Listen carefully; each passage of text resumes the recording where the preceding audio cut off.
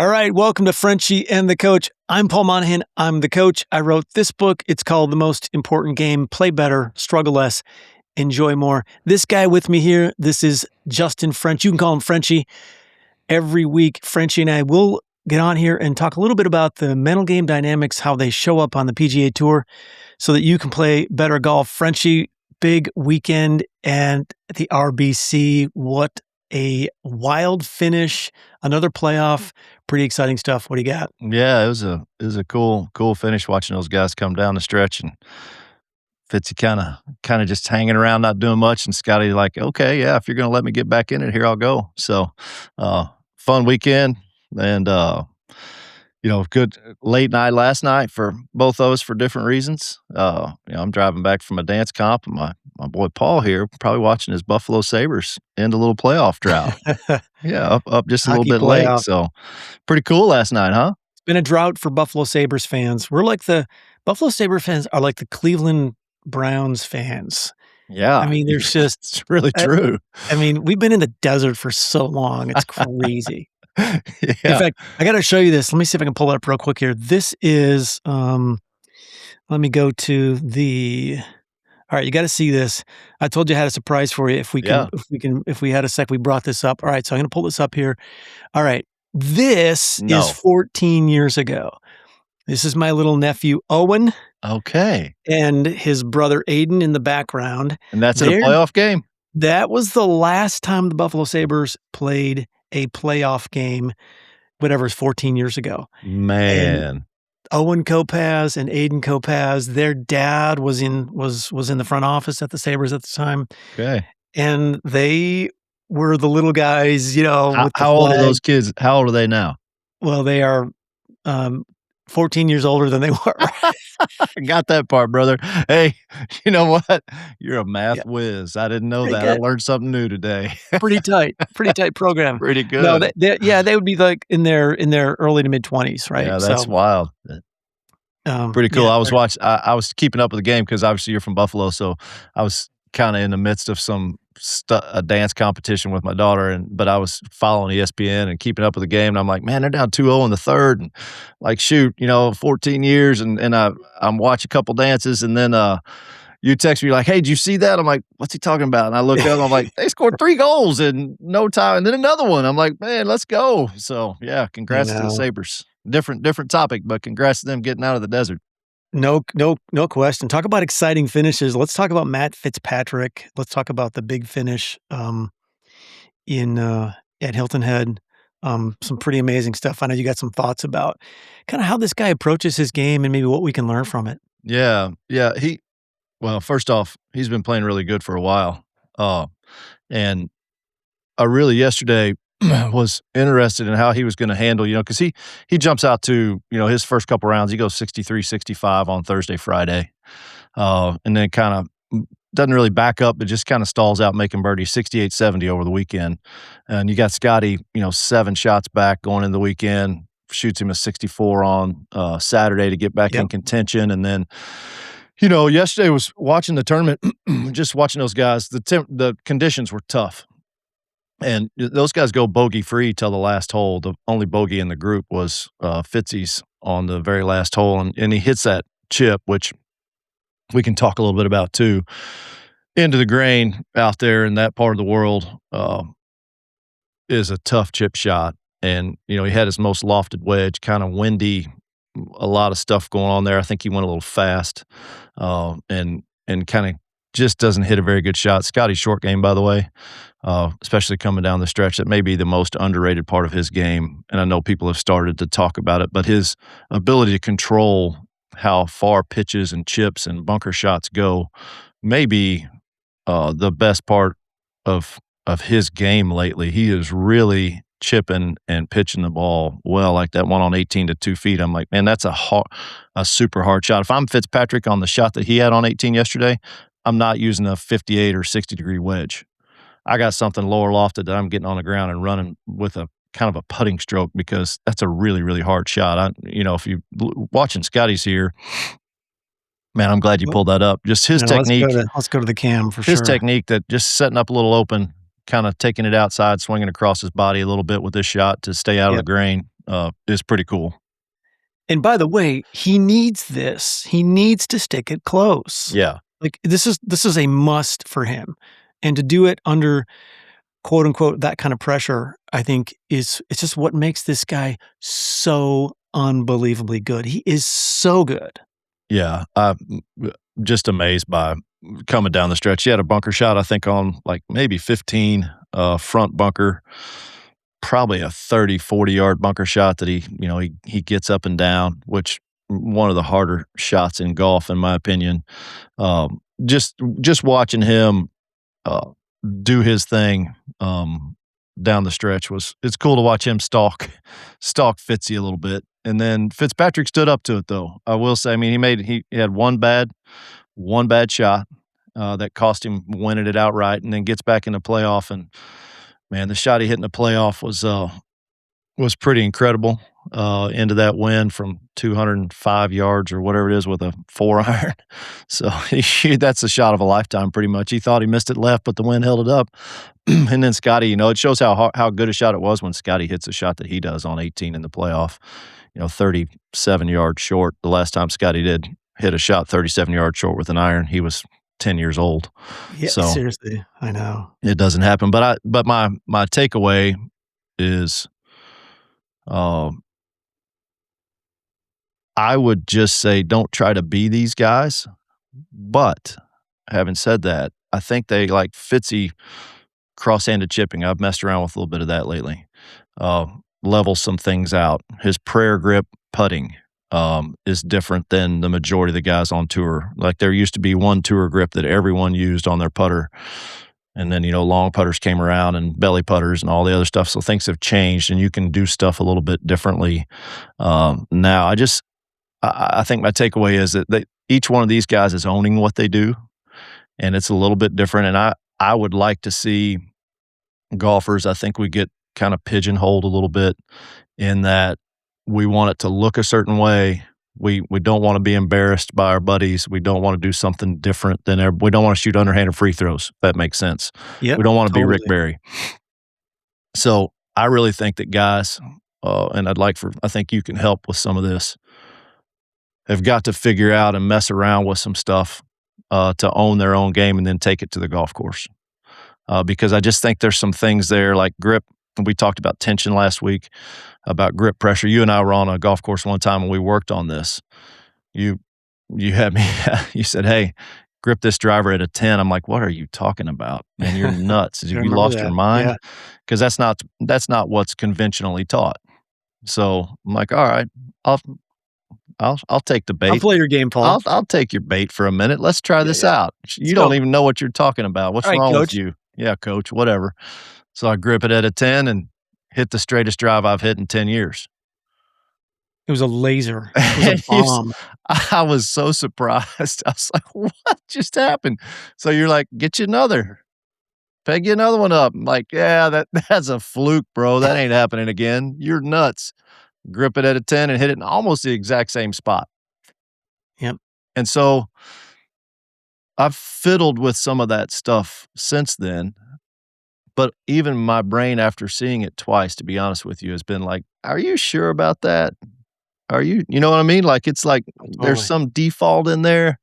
Not very smart to start with probably, so that's probably my default, but there's something in there that's like, "Is that right?" So, Yeah. that's my takeaway from today is I'm gonna commit to this, and I really wanna start, and I do some of this stuff already. I, grip it a little different. My putting strokes, my putting grip's a little different. I really just think that you can copy their rhythm, copy their tempo, like watching these guys hit balls and the way that they chip and putt and that sort of thing. I think you can copy that stuff, but I think you gotta be your own guy, and that's what Fitzpatrick has done. And since he's done all of this stuff, man, he's winning, and he's the number, 2 or 3 player in the world now. So Yeah. that's my takeaway from the weekend. I'd love to hear what you think about that. Here's a guy who pretty famously, he's chronicled every single stroke that he's taken for the last, like, 15 years. He has, journals and stuff, right? He's done this stuff, which means he has spent the time in the space, and I think that's something that is I think it's a good takeaway for all of us. And the idea is that if you spend time in the space, if you spend time in the exploration space, like, for example, like you and I did when we were exploring grip, and you do that so that you sometimes it's just so that you can feel the opposites, the 180 degrees out of phase. Maybe you need to feel that 100%, and eventually you come back to 85%, because before you were at 20% grip, grip tension, whatever that is. And when we do spend that time in the space, exploring that way and being willing to try different things, I think it makes us, to your point, own our swings a little bit more. Because we truly understand what works for us. I think there's frameworks that we can take into this. Like, all right, it makes perfect sense that getting the club square is something we have to do. Getting it square through the hitting zone. Like, Yeah, that's sort of a non-negotiable, that's right? pretty much true. Yeah. Yeah. Right? How we do that doesn't matter so much as long as we can do it in repeatable ways. And so I always tell people I work in a community at Graves Golf Academy where there's it's all based on the swing of one guy, Mo Norman, and what he did. Yeah. And so, yeah, there's a framework, but all of us that are on that journey, we swing inside that framework, and we know, because we know that if we get certain things correct in the sequence, we get that club head square, and we get it square for a relatively long period of time. Is it the only way? No, it's a way. Yeah. And even within that single plane swing framework, there's room for individuality. There's room for you to be you and to explore how you actually get the club back and how you get it through. I mean, there's a lot of things to Yeah, when you talk like make with it individual. tension and grip pressure and, Uh-huh. we're all built different. I think that's something we lose sight of too. We go like watch a guy and we're like, "Hey, I kinda wanna swing it like Scotty does." Well, nobody's gonna be able to slide their foot like that unless it's natural for them, et cetera. But like Yep. we're just all built, physiologically, we're all different. And so trying to do what somebody else does can be really tough. That's why I think it's important to maybe watch how their rhythm works or their, the tempo of their golf swing, that sort of thing. Like we can copy some of that. It's just we're not all the same. So even in the framework of Mo, I mean Mo, my goodness, I've watched his golf swing for a lot of years. He's incredible how he hit a golf ball. Mhm. And watching how, and then, the Graves guys, like watching Todd hit golf balls. He does the same thing. It goes dead straight. It's like, man, I'd love to do that. And I think there's ways in your, the single plane swing to do that. But I think there are also ways to be an individual in that. So, yeah, I think you're right. Totally, and it has to do and a lot of it has to do with our shape and our size, and, Yeah. our buddy Joe Upholzer has got these long arms, you know what Yeah, I mean? yeah, And so, right? Now the guy hits the ball great, but he has a different physiology than I do, and, yeah, you and I are different heights and whatever. So, yeah, I think that there's space in this game for you to explore, and I think that's the big idea is, can you take the time and not just try and look a certain way, but explore what this side of that and what that side of it, whatever that little movement is, might look and feel like? yeah, because I think if we can do some more of that, it's funny. I hear this all the time. Well, I'm not the same golfer on the range that I am on the golf course. And I feel that too. Like, Tiger's famously said, he's Ranger Rick. He hits every shot perfect on the range, and then he'd go to the first tee and he was not a very good first tee driver of the golf ball. Well, not a great driver of the golf ball in general. But I think that's part of the deal is that like we work on stuff and our brain is open to suggestion on the range. It's just kind of a little freer. And then we get to the golf course and we're like, okay, we have consequences here. We have to hit it a certain way. And it's kind of a flip in psychology. But on the flip side, it's not really what we own and what we do. Like my golf swing on a golf course is sometimes way different than the shots I hit on. I can hit a whole bunch of cuts on the range and I get on the golf course and I'm like, that ain't cutting. So, I just think that that's part of it is being able to own who we are and what we do and take it from one to the other. The more that we are able to be open on the range, I think the more we can practice being open on the golf course. It's one of the things that I love about where Matt Fitzpatrick is right now. I mean, I've been watching him all season and, like, what he did at the Players, for example, the way he competed, and then, of course, the way he competed at the Valspar and the way the way he competed this weekend. I think there's a lot to be said about being present and swinging freely and what creates that. And I think it's confidence, number one. So he's very, very confident. But I also think I'm going to go back to something we talked about last week. It's about identity. Mm. He believes in his heart. He believes in every fiber of his being that he is a guy who hits great shots no matter what's going on. And so I'm like yesterday, I'm watching, and you and I exchanged some texts right about halfway through the round. Yeah. For Scheffler and for Fitzpatrick. And I thought it was right on. It's like, hey, it doesn't look like anybody's going to challenge this guy, right? Yeah. Well, all right, now we get to the back nine and we see what happens. And of course, I'm really, all I want to see is Matt Fitzpatrick playing and showing up the way that I've seen him play and show up at the Players, at the Valspar, right? And sure enough, he did. I mean, I took notes, man. I'm watching him. All right, he pushes listen, this was brilliant. He pushes a drive on 11 into the waist little area. 7-iron shot that he hit after that. He hits a might have been, he was 174, so that makes sense. He hits a toey approach from a green side. He's in that waist area. Yeah. And so, but he's in the bunker. And he hits it out of the bunker to 20 feet and then makes an unbelievably confident putt from 20 feet. Walked it in, by the way. He walked it in when it had about 3 feet. Yeah, I wrote super confident putt that he walks in with 3 feet left. Yeah. Huge putt in the round. Huge. It's a huge putt. Yeah. And okay, so like there's no nerves, there's no fear in this guy. Or at least very little. And you can say, all right, the chip at the end, we can watch that real quick here. The chip on the 72nd hole, what was going on there? Let's see if I got that. Yeah, that's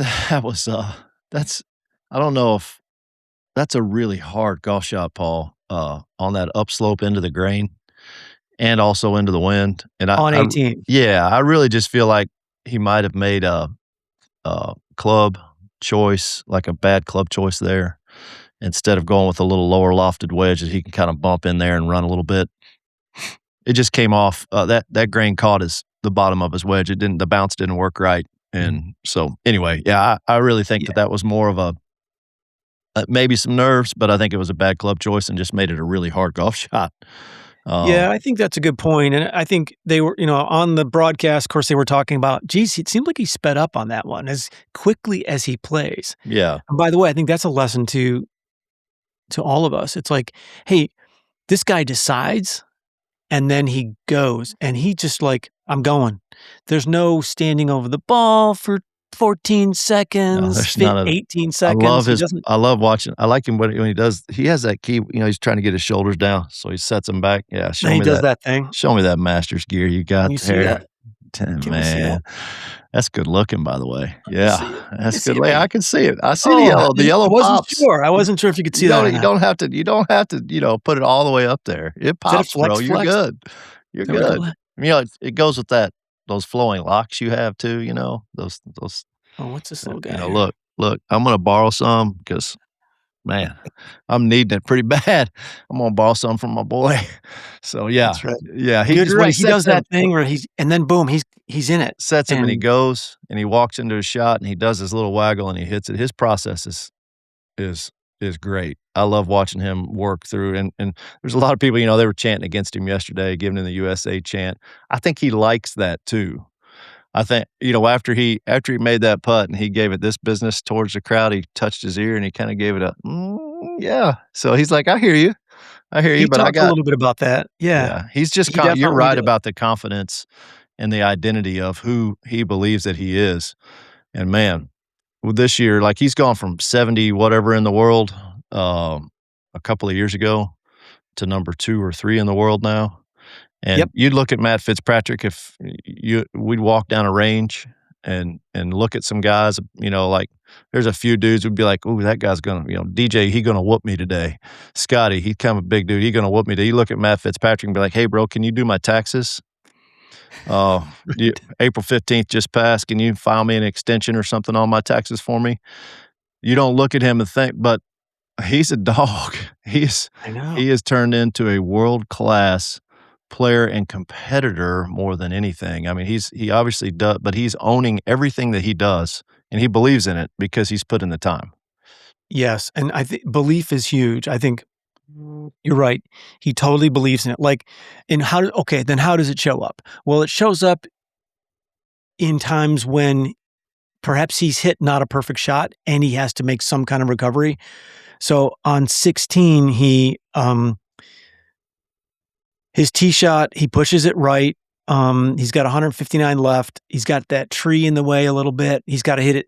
He's got to hit it low. That's the shot I was talking about. He hits a little cut underneath the tree Yep. onto the front of the green, which, everybody was I think you could lay down the problem out of that pine straw is it's really hard to get your footing. You slip, Yep. hard to stay stable and to get that club to slide through there, keep it low and cut it, it's hard to do. But he committed to a shot and he hit an absolute perfect shot on the front of the green. Yeah, and I think it's like, okay, that shows discipline. So it shows awareness and presence enough to remember what the mission is and stay disciplined to the mission.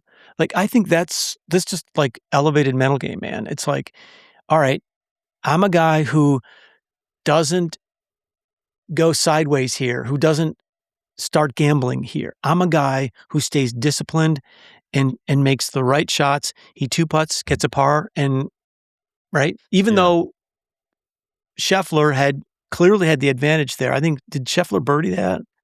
He does birdie, Scheffler right? made birdie there, yeah. Yeah, he makes birdie from yeah. In fact, that's the putt he just hammered from Yeah, 12 feet. that thing hits the back of the hole. It Yeah, had some speed, yeah. yeah, He was no not missing question. that putt. But Both look, those guys look, both of those dudes believe the same thing. They both are like, "You're not gonna beat me today." And either both of them are in that zone of belief, self-belief that I'm gonna win this golf tournament, and it's when Fitzy, and I love how Scheffler at the end, he was like, "Hey, hats off."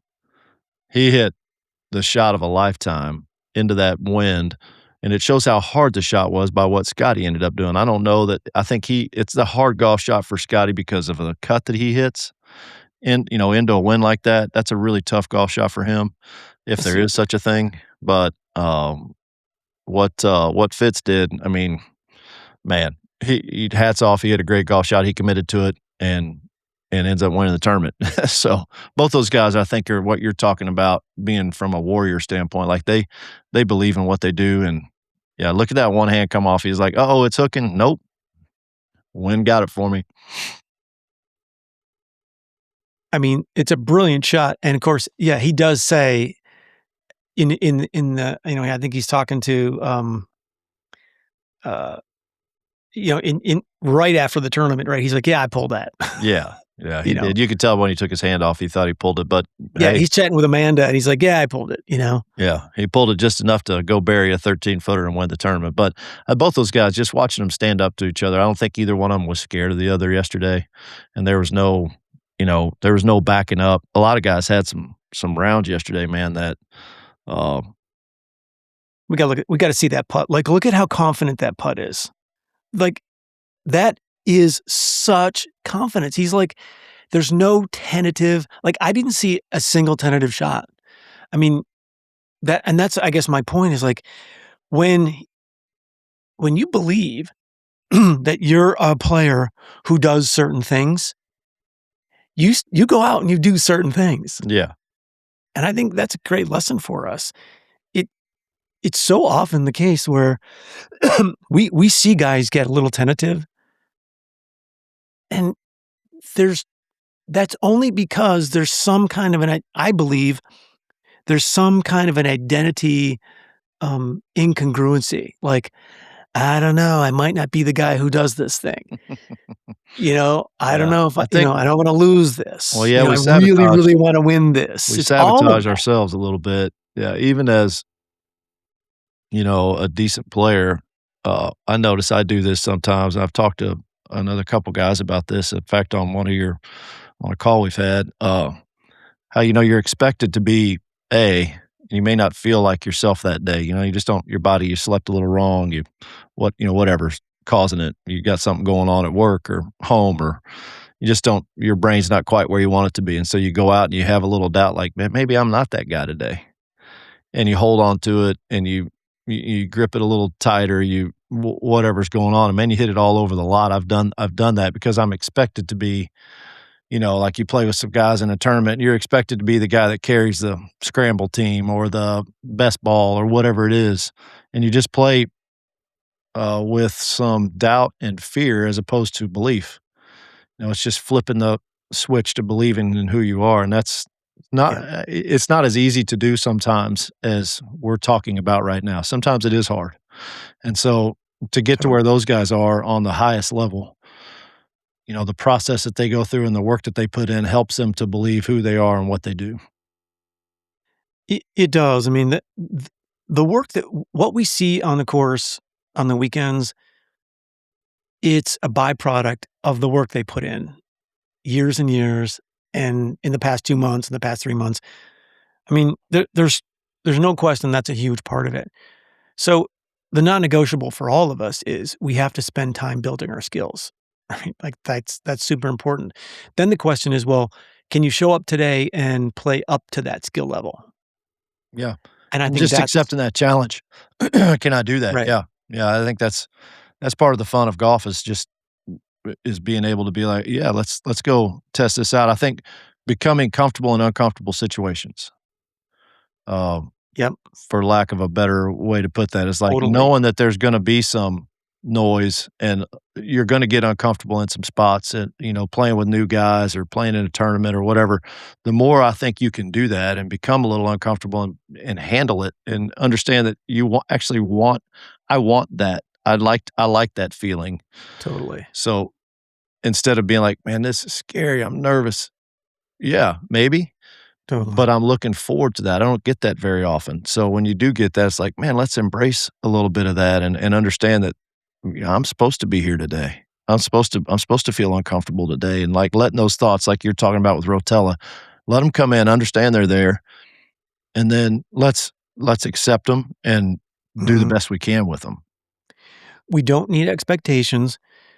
In fact, it's much more productive if we say to ourselves, "Hey, I'm a player who excels on the course in the toughest conditions. I'm that player.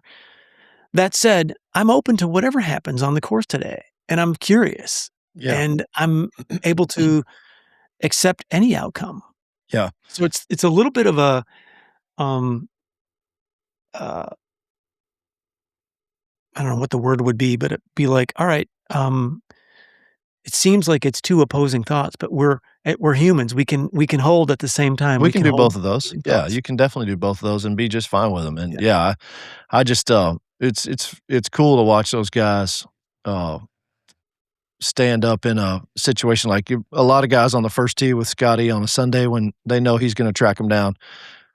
Probably not going to play as well as Fitzpatrick did yesterday. But I don't think that he was standing there going, "I'm going to lose this golf tournament." He's like, "I'm going to beat his brains out today, and I'm going to show the U.S. that the European Ryder Cup team is still better than the USA team, one on one." So, and he did that. Yeah. So, pretty cool. It was really cool, and I think to your point, Scheffler is absolutely an amazing player. Like, for him to do that, like, he just does that on command. He's like, "No, I'm gonna freaking stay in this and stay in," that birdie on 16, so many great shots when he needed to make a great shot, and you just I'm sorry, that guy is an amazing player to be able to do that Yeah, week in and week out. I He's there all the He's time. always there, and when and I think the thing it was almost shocking to see his shot in the playoff, because that's so far from what we are expecting from him in pressure situations. So, and he he even accepted that. He didn't really even talk about it afterwards. He talked about Fitzpatrick's shot. He didn't really talk about his own. He So, didn't. he's already forgotten that and moved on to the next thing. He's got, that brain of a goldfish type thing. I can remember for 7 seconds and then I'm done. So, he does a great job of controlling what he pardon me, what he thinks about.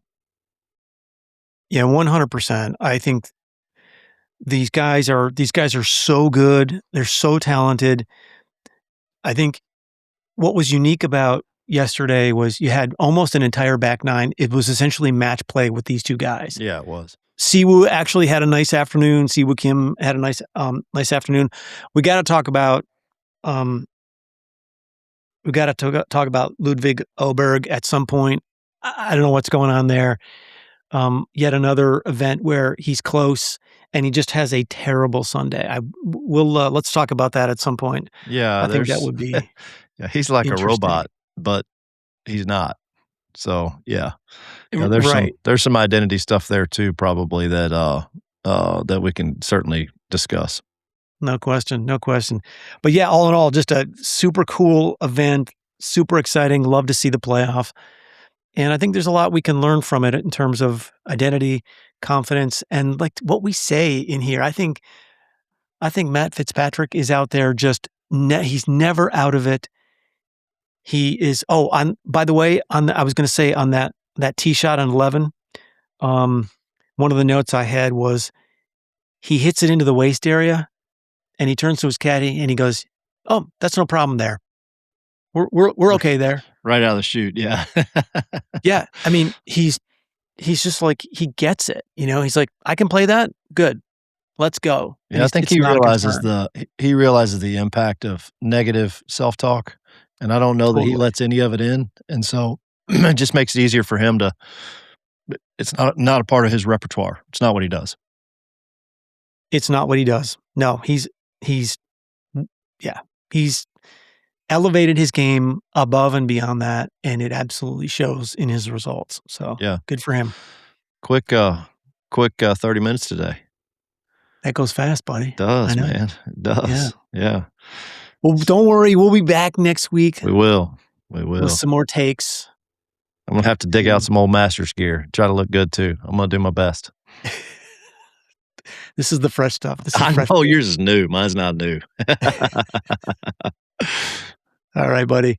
Great to see you. Have a great day, and we'll catch up with you soon. Sounds good. Take All care, right, see man. you.